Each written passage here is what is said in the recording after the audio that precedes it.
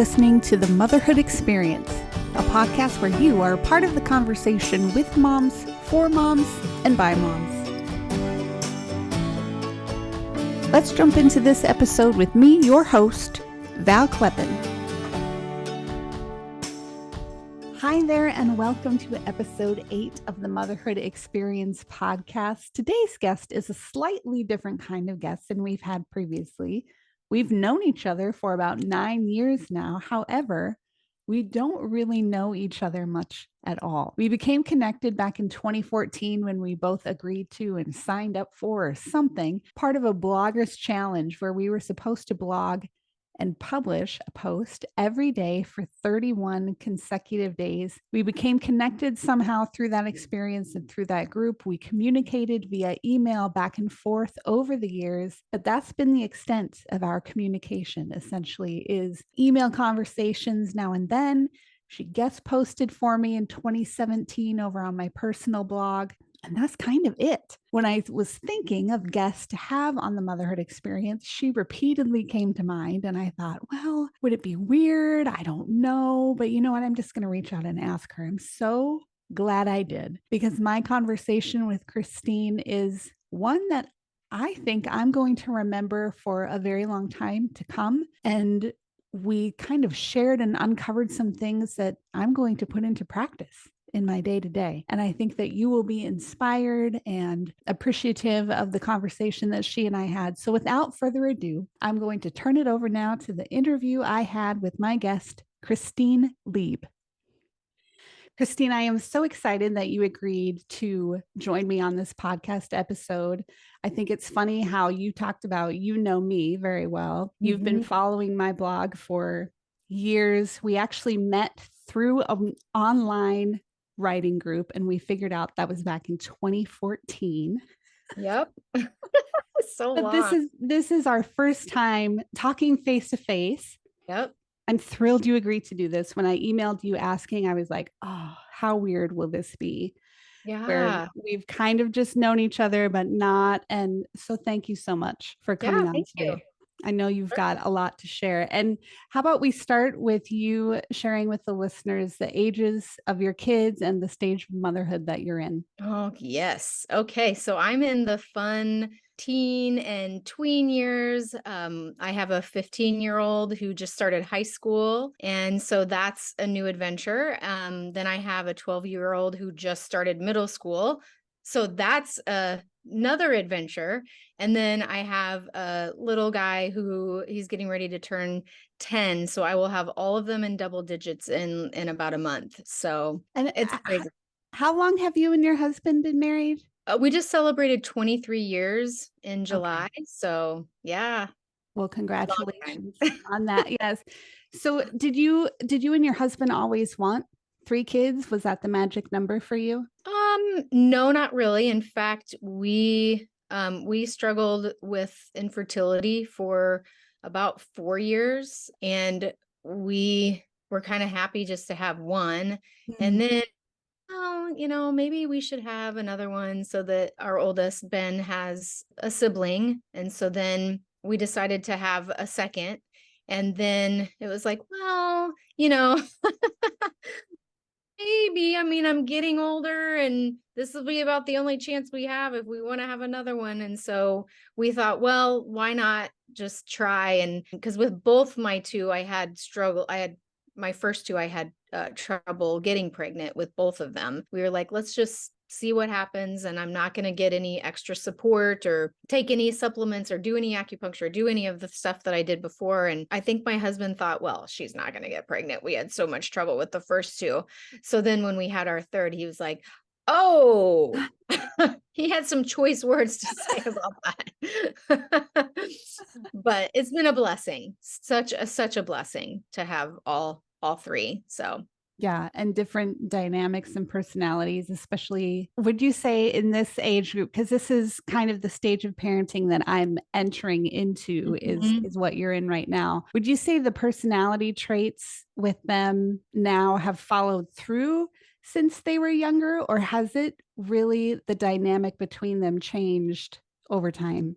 I mean, as far as like siblings go, like we've definitely seen shifts, because I have my oldest is a boy, my youngest is a boy, and then we have a daughter right in the middle. And so the older and the younger, they weren't that close because they were a 5-year difference. Sure. And so now that they're getting older and they're both in baseball, now they have more similar interests. But I think that my daughter is starting to feel a little like, where does she fit in, because Right. she's the only girl. And so we've just used that as an opportunity just to develop our relationship, like as the girls of the family, and just kind of really working on the two of us just doing things together and hanging out together. But yeah, it does change over time for sure, with who plays with who has more in common with who, and just watching their personalities throughout the years is really interesting to see the things that stick, right? Where it's like, oh yeah, he's been like that from the get-go. And then the things that you're actually able to mold and change and kind of steer in the direction that you want them to go. But ultimately it's interesting that that some of those original personality traits stick around. Yeah. Yeah. They're kind of a little different in how they kind of project them out into the world, I guess. But Yeah. all three are strong-willed, though. I will say that. So, Oh, goodness. Which I think is probably as challenging for you as it may be rewarding given what you do. And I would love to jump yep, into that. sure. So when we met through this writing group, it was a 31-day blog challenge, write something every day, Yep. publish it. I remember what drew me to you kind of was just your insight into the noble task, I would say, that motherhood is. Hmm. And I just felt so like, especially after having a daughter, losing a daughter, and having an infant son, my headspace was everywhere. And Yeah. you just kind of really brought it into this tender little encouragement, and come to find out this is what you do for a living, is encourage other moms. I would love to talk first about what drew you to that, Mm. what drew you into pouring into other moms, and then kind of how it fleshes out in your day to day. Yeah. Oh my gosh. Like, I'm getting emotional. Honestly, like the reason why I do what I do, and now I'm in the role of a parent coach and a child development specialist. So that's kind of my little niche. And most of my coaching, the people that I coach are moms. Mhm. Because like you said, I didn't do it because I was like, oh, I know what I'm doing, and this is really easy for me, and I need to share this with other people so that they know how easy and wonderful motherhood can be. It was really about I have no idea, I had no idea what I was doing, and I really struggled. I mean, especially those toddler years, I Mm. just thought, oh my gosh, they're just little psychos. And I didn't know how to handle it. I didn't know how to handle their tantrums, their big fits, flailing on the floor, crying. And I just took it as disobedience. And so I was very demanding and harsh and firm. And most of the time, I mean, I scared myself, to be honest, with how Mm. angry that I could get at these tiny humans for their just explosiveness. And I realized that, okay, by the third child, I'm still struggling with this. So it's not like I'm getting better at handling it with the third child. It's like, no, I still suck at this. Yeah. So it's me. I'm the one that needs to figure this whole thing out. And so that's what I realized, is that as a teacher, we were trained, we were in the classroom. We had student teaching like a whole semester where we were shadowing another teacher and got to practice being a teacher. But as a parent, they just throw you into it. And I really, truly did not know what I was doing. And I just realized, like, how I'm parenting isn't working. 3 children in, it's not working. I have to change. And so honestly, I had so many times of just feeling guilty and crying and just hating myself at the end of the day, that I thought, God, what do you want me to do with this? How can I Yeah. get better at this? And so that's where he led me to get trained as a parent coach and actually learn more about how to be a parent, how to be an effective parent, how to be a loving but firm parent. And then, of course, working on my degree towards understanding children and what they need. And so all of it was for me to understand my own children, because I value my family. I mean, they're the most important thing. We struggled for 4 years and I thought I was never going to be a mom. And so it was like, why do I hate this so much? Mm. And so I wanted to have that joy. I wanted to have that fun, and I wanted to have the connections and the memories, and it just wasn't happening. So I worked on changing myself for the sake of my family and my relationship with my kids, but then I didn't want to stop there. I wanted to share with other parents, especially moms, what I had learned. So I developed a kind of a tool system, a little toolkit, so to speak, where parents actually learn tools to build like that strong family team that we all want, and those close positive relationships with our kids that we all want. And how do we do that where we respect our authority and we respect our kids? Like, that was my goal. And so it's like, I have to share this with other moms. And that's why I started the organization Real Life Families. And that's what we've been doing for the last 9 years.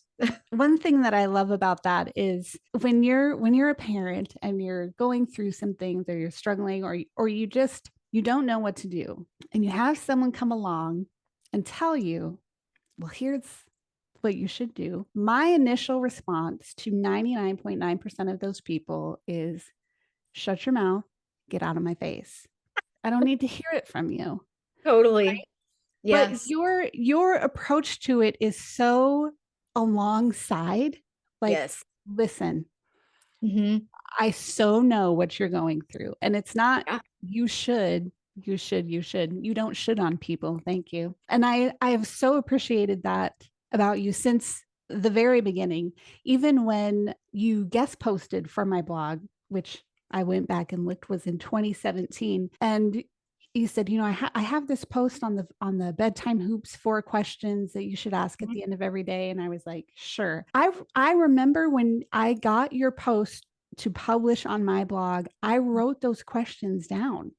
Yeah. And we did that at night, not because you told me, like, this is what you need to do, but because I Mhm. thought, you know what? This probably would be a really good gateway into my daughter's world Yeah, if I did this. definitely. And so I love your approach of coming alongside and partnering with moms Yes. rather Yes. than standing in front of and just spewing out information. I didn't know you were a teacher before. Mm. And so I think that it's interesting to me, psychoanalyzing you in this situation now, how you were drawn into a career of teaching, Hmm. but you thought it was going to be in a school. Right. Right.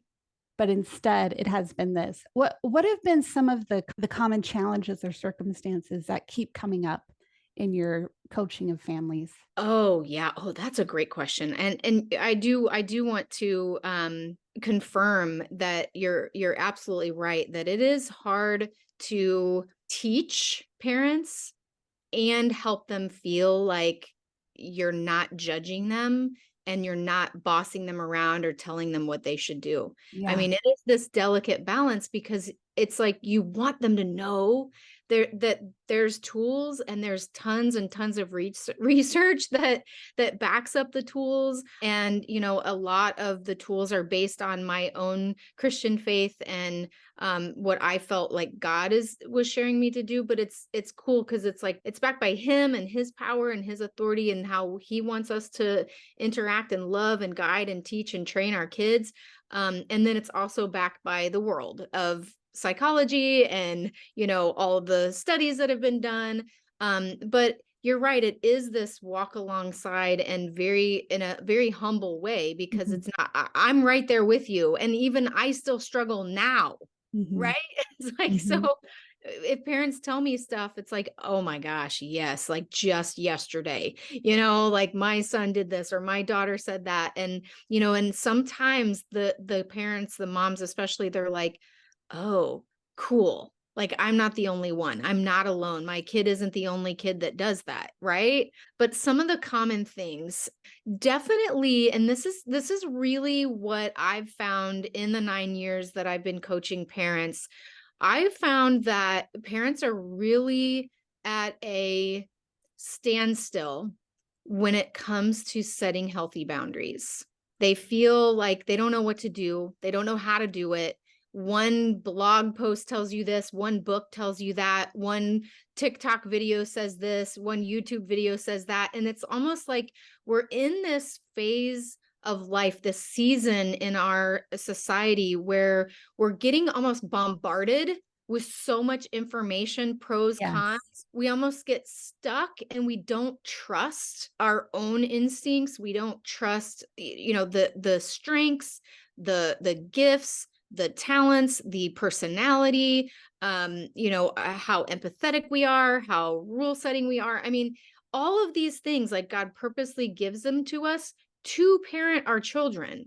And so we're almost like forgetting that, yes, parenting doesn't have a training program and it should, but ultimately, like we really just have to pick something that we feel comfortable with, no matter what any article or YouTuber says about it. We just have to pick something that we feel comfortable with, that we feel honors our family, our values, because every family's values, every family's, identity is different.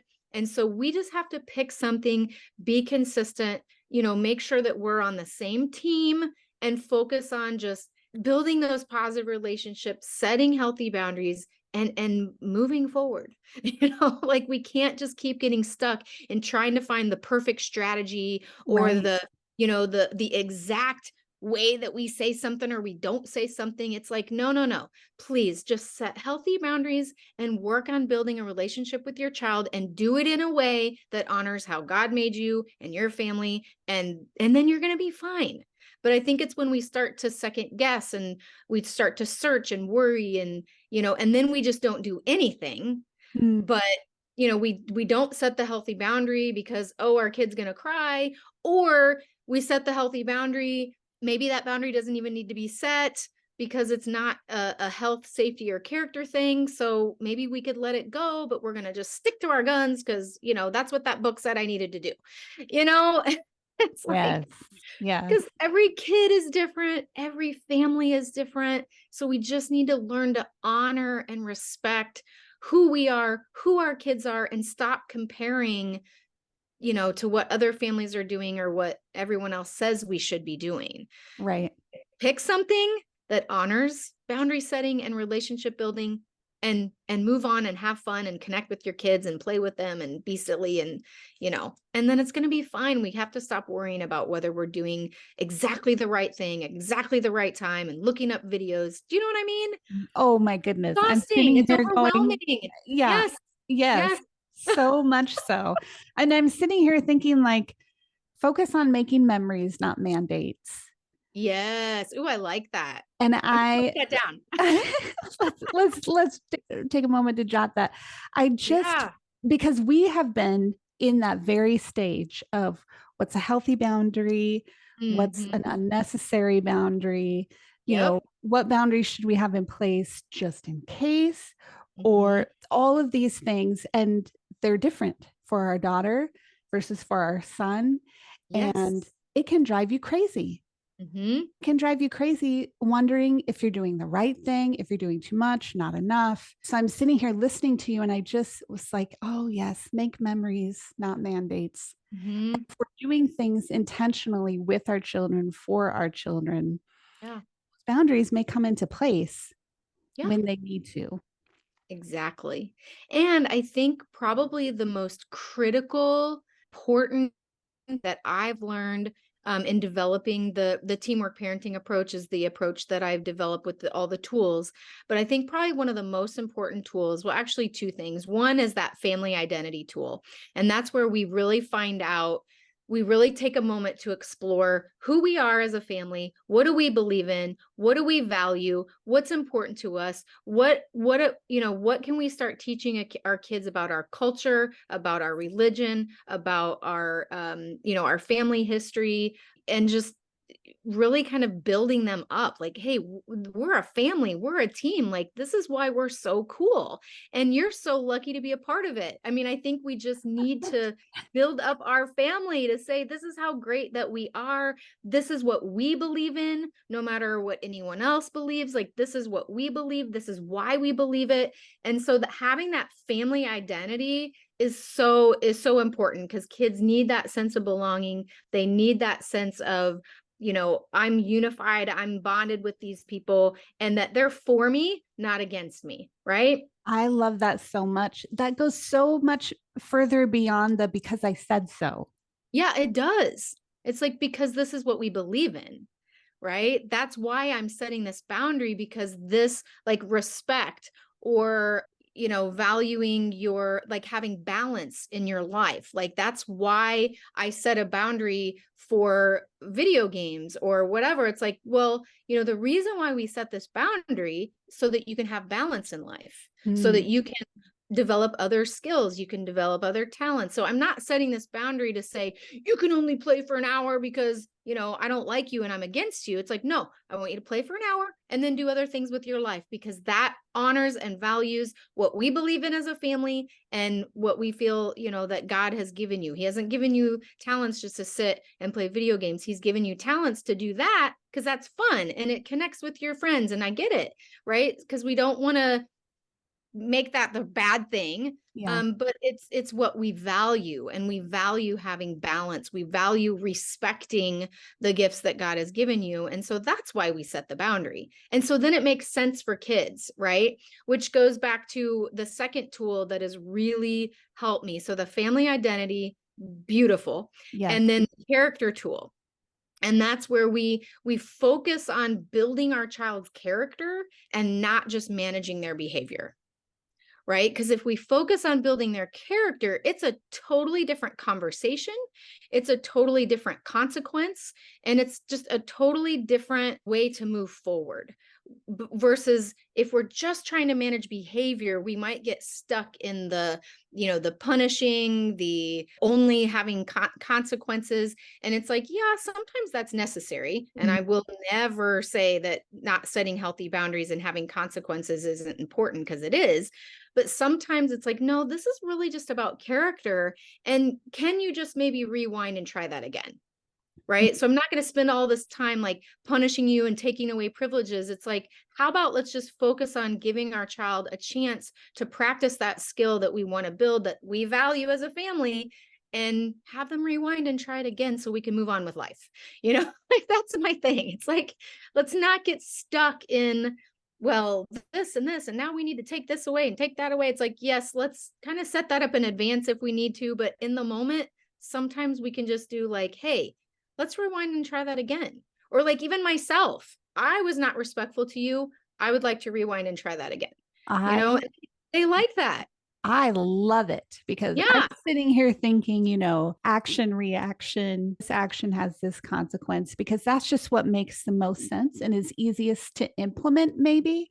totally. Whereas instead, you shift to a focus of development for not just a reaction or a consequence right now, Yep. but a foundation building for 5, 10, 50 years down the future of who they are going to be. And it made me think of something when you were talking about the values and the things that you believe in as a family. Are there things that have come from that from your family where, now maybe every year you take a trip together, or you do this, or you do certain activities together as a family to strengthen that building block? It's so simple. I mean, this is just so simple. But it's interesting that you asked about my own family, but I really just remember that we always sit around and had a meal together. Yeah. Because that's what I want parents to know too, is that kids don't need like big extravagant things. But for you to sit down and have a meal and say a family prayer together, that's what I remember from my family, is that we sat around and had dinner and we said a prayer every single night, the same prayer. We still say it to this day. And so our family does the same thing. We have our own prayer that we say every time we sit down and have a meal, and we all kind of like circle. I mean, we don't hold hands anymore because gross. Um, Teenagers, yeah. but now we kind of just put our hands on shoulders and just kind of lean in around the table, and we say our family blessing. And I think like stuff like that, just even, creating, again, going back to that family identity tool, like just creating this identity of, we're going to sit down, we're going to value eating, blessing our food, and thanking God for the people around our table. But even simple things like just having a Friday night movie and pizza. I mean, right? Like just Mm-hmm. simple things like that. I that's what I love about walking alongside parents and looking for just practical things, so they don't feel. I was just talking to a mom today, and she was like, well, I just see other families that they're taking their kids to Legoland and to this place and that place. And I said, and those are great memories. And, and I think that that's definitely a goal that you can set to say, I really want to do that for my kids someday. But I feel like that God is also asking us, well, what can you do now? Can you just take your kids to a playground or to a pond and skip rocks? I mean, that's exciting to kids. I mean, Yes. even my 15-year-old loves to go and skip rocks. Yeah. Um, you know what I mean? And so just, or going on a little picnic, or just bringing a Frisbee and throwing that around. So it's about making the memories with your family now, where whatever season that your kids are in. Because honestly, we didn't go on a family vacation or even leave the state until my oldest was 9, I think. So, Mm. because we're like, no, we're not going to do it. And so Mm-hmm. our family vacations were, we're going to go hiking at Turkey Run, which is in Indiana. We're just going to go hiking at Turkey Run and get a little tent and sleep outside. And that was our family vacation. And the kids were like, that was the best vacation ever, And so I think just reminding, and because growing up, my dad was a teacher, my mom was a stay-at-home mom, and so we didn't have a lot of money, but they always made sure that we did something. I Yeah. remember them putting a tent in our front yard, and we would have like a camp out, and that was so much fun for us. Yes. So I think just that's the message, is just find ways to connect, build those memories, build those fun and healthy relationships. And they don't have to be in big extravagant ways, just very simple ways, because Yeah. those are the things kids are going to remember. When it comes to like making cookies, making a meal or something, I'll just confess, but like phrase it in a question so it's like I'm asking you this. That time in the kitchen with my kids is really, I mean, the patience knob is turned all the way to the right. It is cranked on because it would be so much simpler for me to do it myself. Yep. It would be so much cleaner for Hmm. me to do it myself.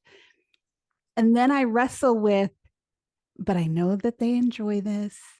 I know that this will be a memory for them. And but it's a struggle, legitimate struggle in the kitchen.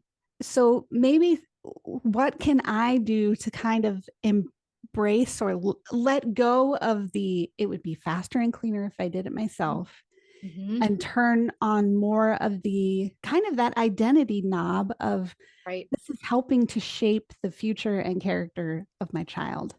Hmm. Help, Christine. Yeah. Yeah. Well, so here's the beauty of the teamwork parenting approach, is that it is about honoring the child, but it's also about honoring you. And so I think that there can be balance there where, sometimes it can be like, this is my turn to be in the kitchen by myself and get things done. Right. And so I think that it's okay to allow yourself that without feeling guilty about it. Because then if you also have times where you invite them into the kitchen and you're all like hanging out and it's a big old mess, then, that's great too. So I think that you can have that balance where, you can get that time alone, and you can have time where they're in the kitchen with you, I, because then that gives yeah. you it gives you the freedom when they're with you to be like, okay, I'm just going to let it go, right? Because this is why that character tool, the family identity tool, like all those things are really important, because it reminds us that we don't have to set boundaries. We don't have to say no if it's not about their health, their safety, or their character.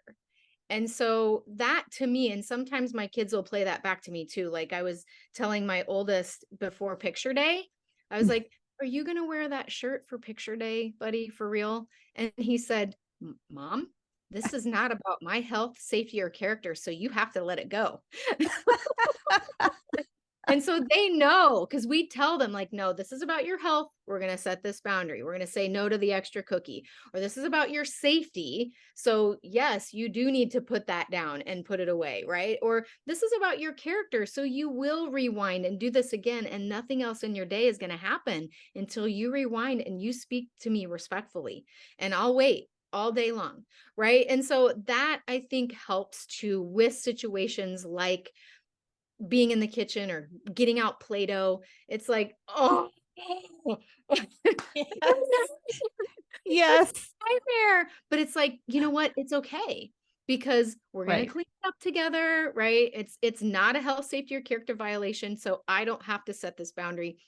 It's just annoying to me. And so I can just let it go. And that has really helped me as a parent, like so tremendously. I can see that shift too, where, I'm in the either or section. Like it's either stressful for me and I have to be intentional about powering through the stress, or I can just do it myself and it's fine. But really, it's more of a both and. Mhm. I can have that memory making time with my children, and I can have that time in the kitchen on my own where I am doing it faster and more cleanly than if they were helping me. That's okay.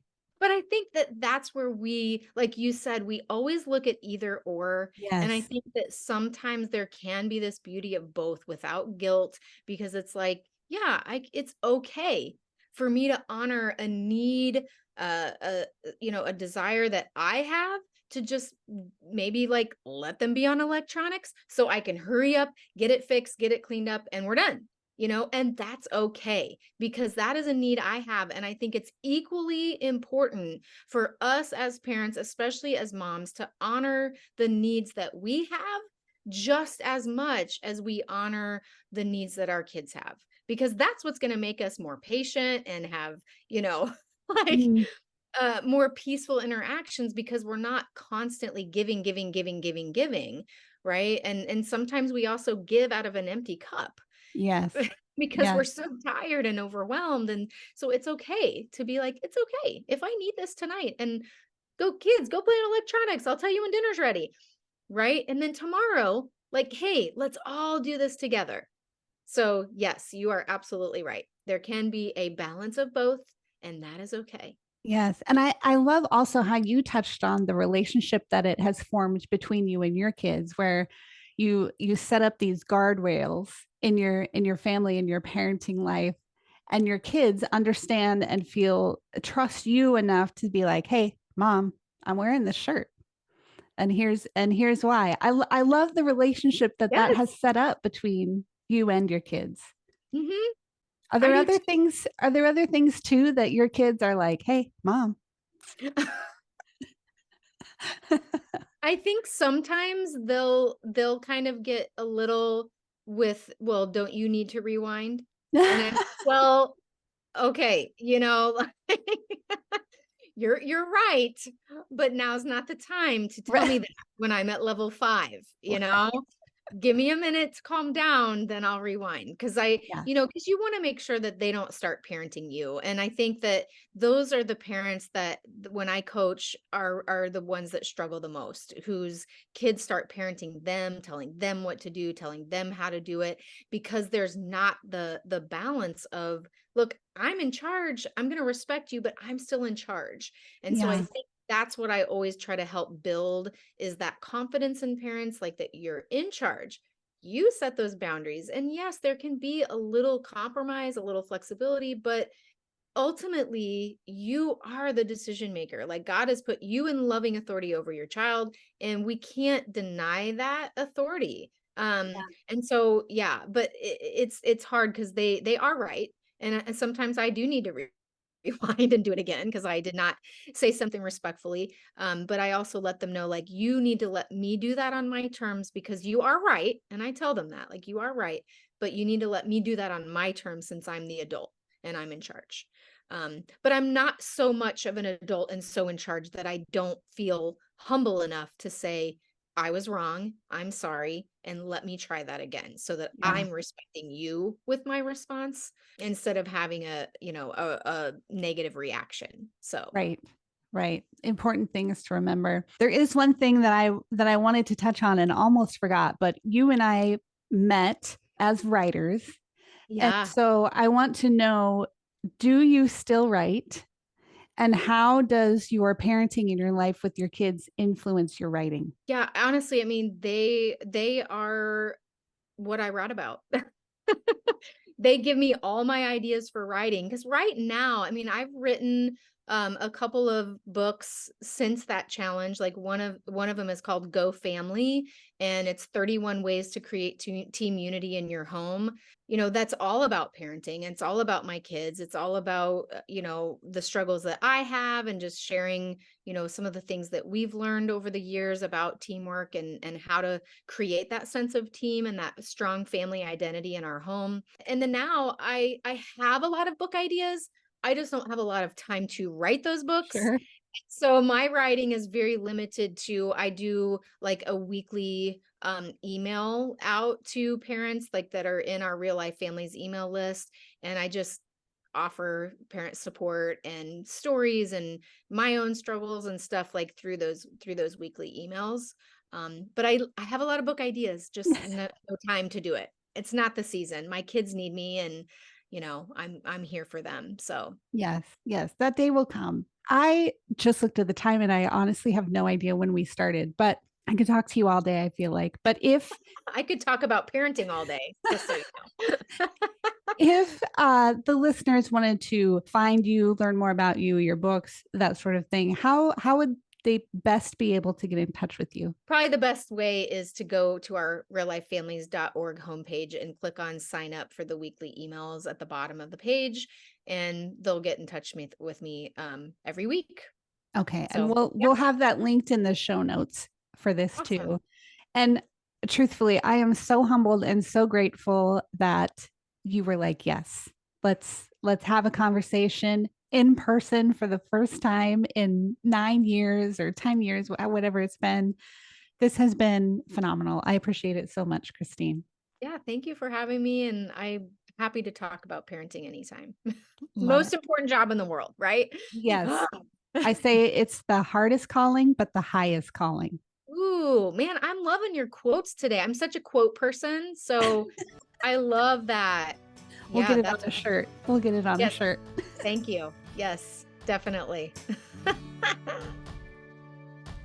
Thank you so much for joining us on today's episode of the Motherhood Experience podcast. To join our exclusive TME community, head over to themotherhoodexperience.com/learn more. Be sure to follow the Motherhood Experience on Facebook or Instagram, and please leave us a 5-star review wherever you listen to podcasts. If you're watching on YouTube, leave us a comment below, and we'll catch you next time.